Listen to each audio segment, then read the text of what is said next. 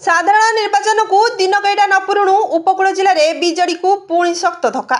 महंगा निर्वाचन मंडली अंतर्गत निश्चिंत कोइल पंचायत समिति आज 5 जन बीजेडी समर्थित समिति सभ्या इस्तीफा घोषणा करथिबा बेले सेमानक सहित आहुरी 6 जन सरपंच मध्य दल छाड़िबा चर्चार विषय होईछि।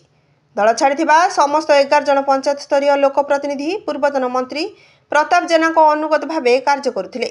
ଏହି ନିର୍ବାଚିତ जनप्रतिनिधिମାନଙ୍କୁ ବିଜେଡିର ଅଣଦେଖା କରାଯାଉଥିବା ଅଭିଯୋଗ ହେଉଥିଲା। ଯୁବ ବିଧାୟକ ଶାରଦା ପ୍ରସାଦ ପ୍ରଧାନଙ୍କ ନେତୃତ୍ୱ ଉପରେ ଆସ୍ଥା ପ୍ରକଟ କରି ଶାରଦାଙ୍କ ଶିବିରରେ ଏହି 11 ଜଣ ପ୍ରତିନିଧିଙ୍କ ଯୋଗଦାନ ପ୍ରତାପଙ୍କୁ ଶକ୍ତ ଧକ୍କା ବୋଲି ଚର୍ଚ୍ଚା ହେଉଛି।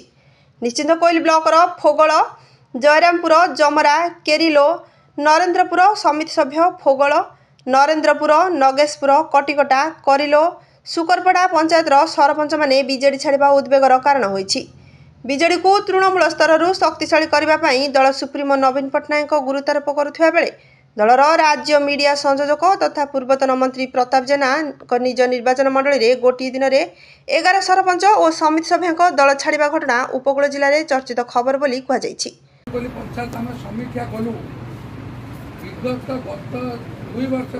समिति दीटा फाइनान्शियल पाखापाखि 30 कोटी ऊर्ध्व टंका कम होती 60 लाख टंका सीधा सड़क सरकारी जमी जेई नौ ब्लक नौ चेयरमैन भाइस चेयरमैन से 2% टका नौ ऑफिशियल अनऑफिशियल छाड़ा जे आमर जदि ब्लॉक रे आउ 3 वर्ष 100 कोटी कम हम ताद्वारा आम ताकू 2 कोटी टंका आमको लांच देवा पड़े जो मानकर कौन भूमिका ए ब्लॉक रे नहीं सरपंच समिति सभ्य राति पाइले।